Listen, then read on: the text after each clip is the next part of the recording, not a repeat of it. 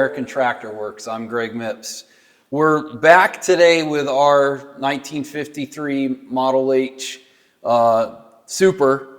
And the end of the last episode, we went to go put this bearing on to the end of this shaft. And when I went to put it on, I hit it with a dead blow and I had a couple of the rollers fly out of it. So I pulled it off, took a look at it, and I noticed that I was missing one of the rollers. Now, I would swear that I had them all from the beginning. I looked all over the entire shop and never found the other roller. I'm going to keep looking. Maybe it'll turn up one of these days. Who knows? But to me, maybe it was a sign that I needed to replace it anyway, because once I thought about it, that being a pilot bearing, it does a lot of work. It's small. It does a lot of revolutions. I probably should have replaced it anyhow. So it made me feel a little bit better about losing that one roller. So what did I do? I had to purchase a new one. Now, if you look at this one now, you can see how very different it is from the old one. Let me put the two together so you can see the difference if you're wondering what I'm talking about. The new one, as you can see, all the rollers are pinned in there so they won't come flying out like mine did. These are just kind of snapped into the outer ring as they roll around it. It's still fine. It's trapped inside that cavity in the gear that it turns in. But I have not been able to find one like the old style here. Everything I found is this newer style, which was another challenge. When I went to go find these, I had a hard time finding this bearing. I don't know if they're not making them anymore because maybe they're not used in a lot of other applications. But one thing that I am learning about restoring an international tractor, unlike a Ford or a John Deere, is it is a little bit harder to get the parts. Now, maybe I don't have very good sources for my parts. Maybe there's a lot of used suppliers out there that I'm not aware of, but in my experience with restoring the John Deeres or even the Fords, you can go anywhere and find parts. I have multiple sources where I can find parts for those machines. The International, a little bit more of a challenge. Maybe because it's my first International when I'm just learning the ways here. But that's one thing I've noticed is I've had a lot more challenge in finding parts. So we got the new bearing here. What we need to do now is we're going to put it on the shaft here. Last time I tried to put it on, I thought I could wrap it on with a dead blow. I'm not going to do that again. What I'm going to do is we'll take and we'll lube up the end of this. I'm going to take it over to the press. We'll put it in the press and we'll press this on. That way we'll have to worry about damaging this bearing. So let's get over to the press and get that done. So we're over here at the press now. I have the set in here ready to press that bearing on. I just used the socket here on top, so I'm pressing on the inner portion of the bearing, not on the outer part that rotates. I put some gear lube on the end of that shaft, so it should slide on nice and light, easy. Let's just give it a go here, and let's see if we can get it to go on there. Now, I already don't like what it's doing, so let me back this off a touch. Let's see if we can reposition this. This press is not the most centered press in the world. So let's see if I can get this baby to go on. And I don't like it. It's not going on straight.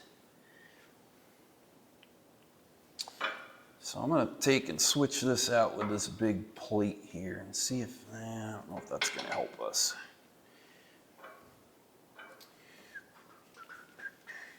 I'm going to take and rotate this. Help if my press was centered. Let's see if this helps us out a bit. I just don't have that bearing going on square at the moment, and it really needs to. So let's see if we can line this up and straighten that out.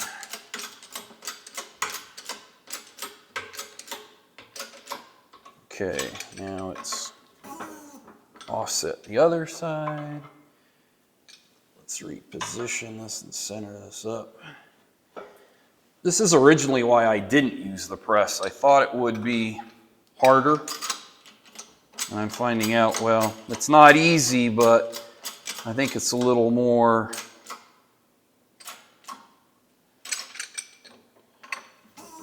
smoother than trying to wrap it on with a hammer. We'll just take our time. Once we get it on and going, it'll line itself up and it'll go right on. This is just the challenges you come across.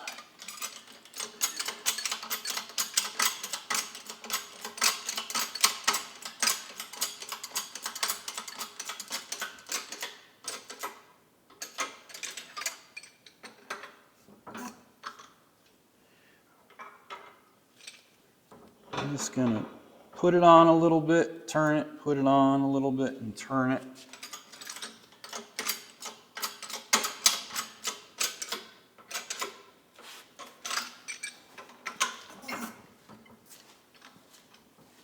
Takes a little bit longer, but doesn't stress the bearing like you would if you were using a hammer.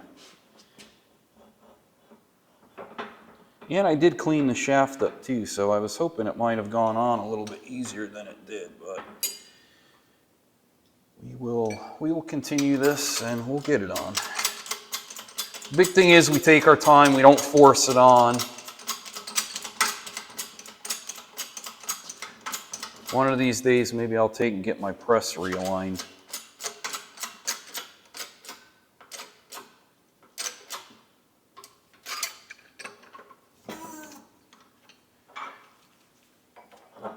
Yes, sometimes it's the easiest thing that takes the longest to get done.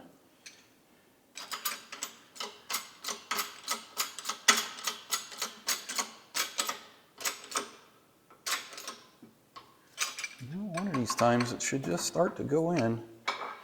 It is going on.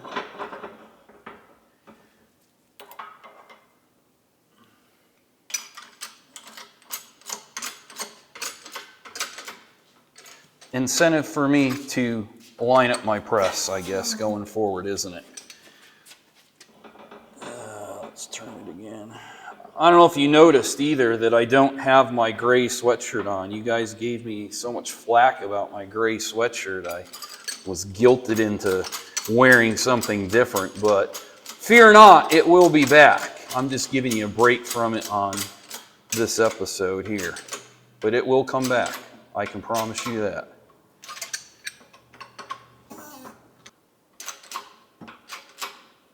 I think we are there. Yep, now it's going on.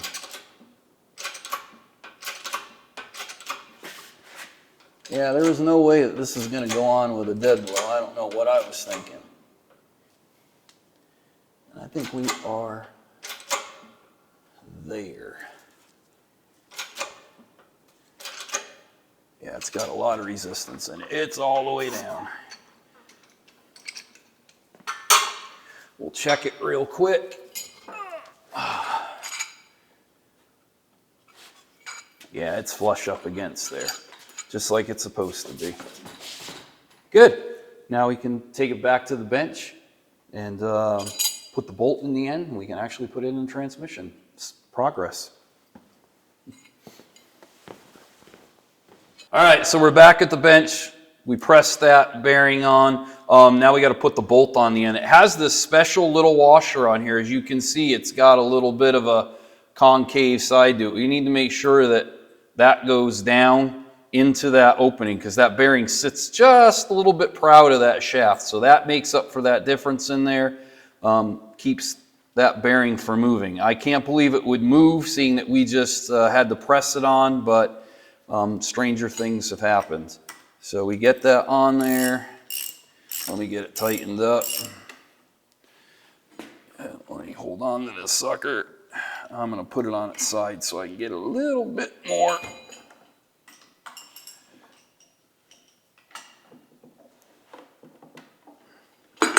It's always on my wrong hand. I should have been left-handed. Everything I need to do is always on my left side. And holding on to this guy is not easy either. There we go. That's tight, bearing turns. We're ready to put this back inside. I have all of my shims that came off of here. I kept them with this. Everything is here that came off. I'm hoping that when I put this back in, that my gear lash will be okay. We're going to find out. We'll check that once we get this all together. If you watch Squatch or Just a Few Acres Farm, Pete over there, they have an outstanding video, both of them, on how to check the gear lash in this transmission. So if you want to take a look at that, I highly recommend you check out their videos. They do an outstanding job. I hope I can do as good as they do when I come to do mine. So what we need to do now is I need to take and put some oil on the inside here where the bearing's going to go for this assembly. We'll put these on. We'll put the whole assembly in there. We'll bolt it in place. So let's get to work on that. Just so you all see it, I have all of my shims. They're going on. Hopefully we won't need to take this apart and readjust it. We might need to. I took and put some gear lube inside. We're ready to put this assembly in here. Hopefully it will go in friendly and smoothly. It weighs a ton, of course. Watch your fingers. I almost lost a set of mine just now. And this is where the fun comes in. Yeah, it's actually sliding in halfway decently. Except I'm out of alignment. Let's see if I can get that bearing cage lined up a little bit better. It's really tricky with all of these shims on here because they all want to do their own thing. So you gotta be very gentle putting this in. There we go. We're about in. No. I got this keeper in here too that I need to keep in line. Okay, so I'm gonna pull my gears out of the way here.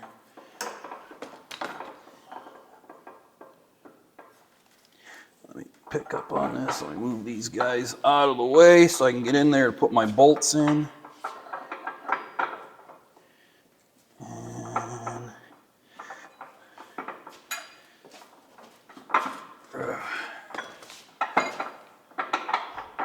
There we go. All right, I got my 3 bolts here. I'm just going to start with the top one, which hopefully will be the easiest.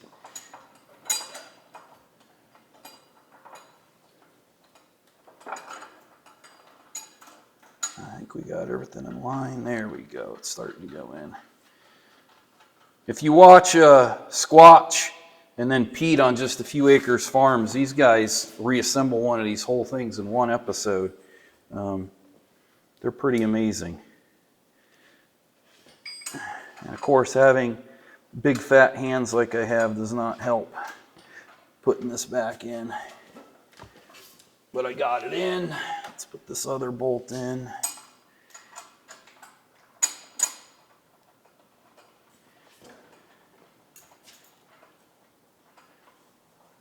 I'm just going to screw these in with my fingers a little bit.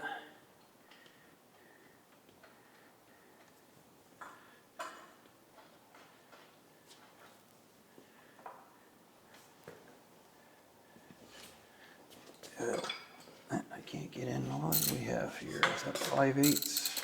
5/8. Let me get a 5/8 wrench.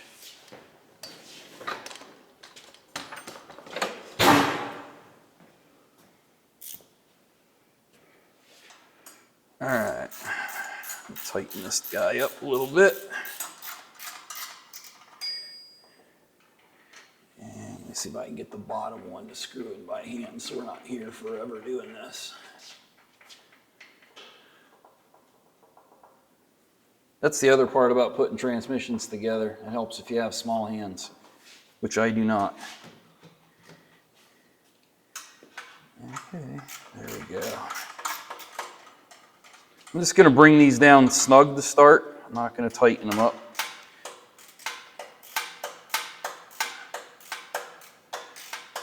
Again, everything's nice and clean, so it goes together nice and easy, just like we want it to. Okay, that one's snugged up. And we get this last one down below here.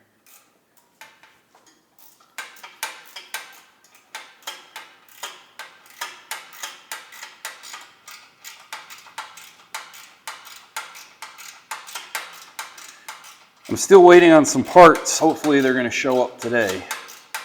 Mainly for my axles to go in. I would love to be able to get the differential back in this and get an axle put on. I still have an axle I have to clean up, so I'm not going to be able to get too far with it. Alright, so I got my torque wrench. I've set it to about 50 foot-pounds. That's about what these bolts should get. It's not killer crucial. It's not like you're torquing down a head gasket here. I'm just trying to get the pressure on this bearing in here in the shaft to be even, about as even as I can get it. There we go. It's not crucial for you to do this. You could probably just do it by feel and tighten it down. I'm probably being a little over cautious and doing it this way, but I just thought, seeing that we're taking our time on everything else, I thought I'd take the time to do this. There we go. Now we'll bring our gears back into alignment. Everything spins as it should. Nice and gentle, easy. There's no play back and forth on the shaft. I'm pretty happy.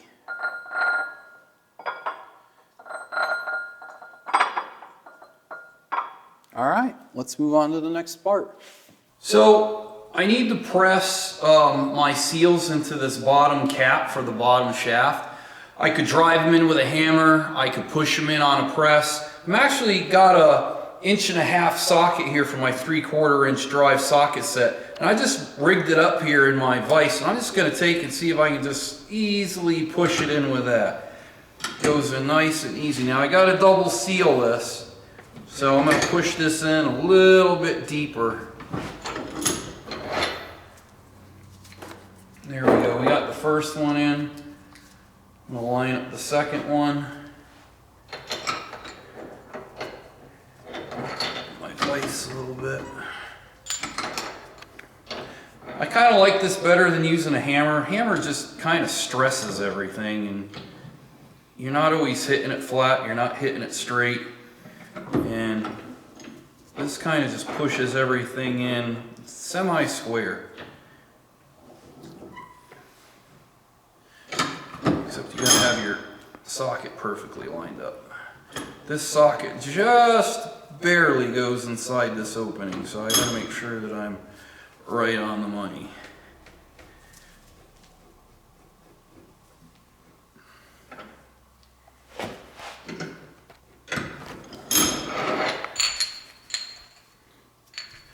What I'll do is I'll just take and I'll put a piece of flat steel on this and I'll just hit it with a hammer just to sink that seal in just a little bit more.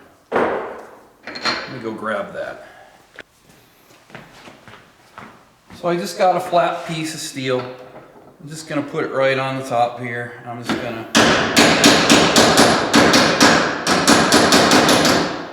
make sure we're all good and settled in there. There. Looks good. Let's go put it on. All right, so I got my bearing cap here. Got my new gasket on it, as you can see. Got my double seals in there. What I'm also going to do is, as I line this up, is I'm going to put this inside here so that it centers this piece up before I tighten that up. When I was going to put this together, one thing very interesting that I noticed in the parts breakdown is that for, and don't quote me, I may have this wrong, model numbers 19234 and higher, or 324 and higher, actually do not use this piece. They actually have a washer and a jam nut that goes in there. Because I have a Series 1, I have the belly mounted hydraulic pump. The earlier tractors, it uses this setup. If I had a stage 2 tractor, a newer tractor, it would not have this piece. It would use the jam nut and the washer because it has a different type of hydraulics. It has the live hydraulics on it. So when I go to put this on, you can see here on this casting, it says top on it. We want to make sure that that is in the right place because, as you can see, there is a little galley here for oil to come into this. So I'm just going to make sure I have that in the right place. I'm just going to start these bolts in so I can just hold it in place. And hopefully I can find the other hole. There it is. And before I even start to tighten that up, I'm going to put a little lubrication on this actually. Oh, here's my oil.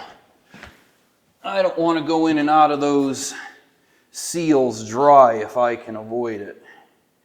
So we'll just put a little something on here to make it slippery as it goes in there. And I'm just going to thread that in.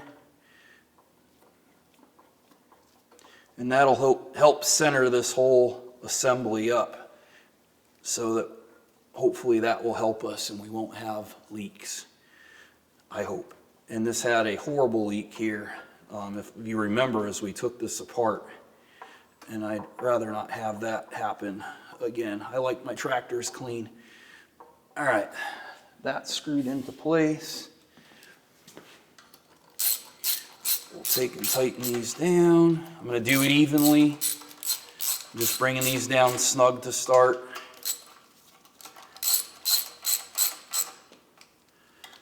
And these I should probably torque as well. Maybe I'll get the torque wrench and torque them. Let me check what the torque setting is for those.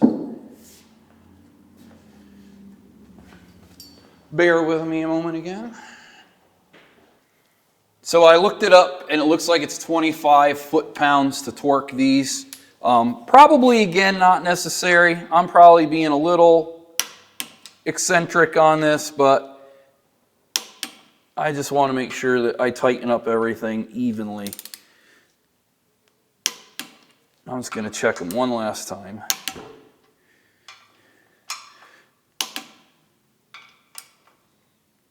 There we go. Nice and tight.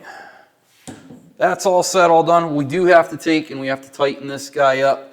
I think I'm actually going to take and tighten it the same way that I loosened it.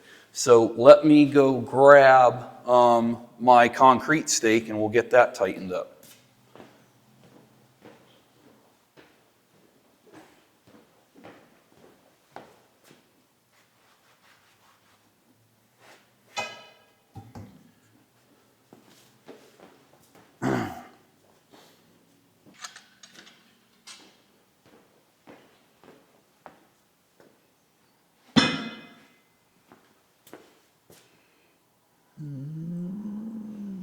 That's going to work.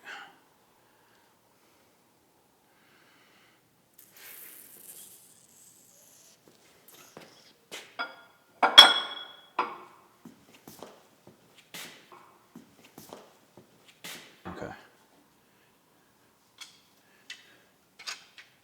Let me see if this will work before I even say anything.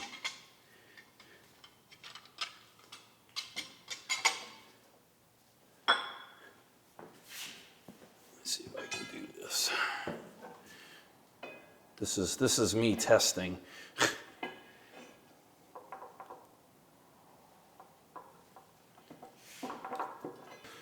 see if I can get this to work. All right, so to tighten this up, what I've done, I've got my concrete stake that I loosened it with, and I got my big China locks here holding onto the shaft. I got the gear engaged, and I'm just going to take and slowly tighten this up.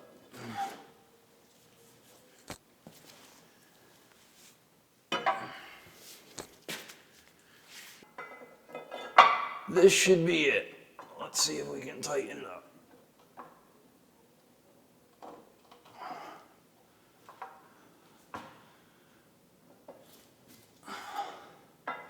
Let's give it one last shot.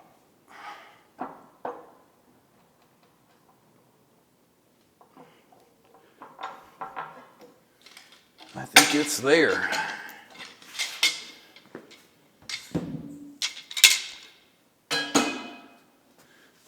I'm going to wipe the little bit of rust that I got in there. We don't need that in our nice clean transmission. But let's see.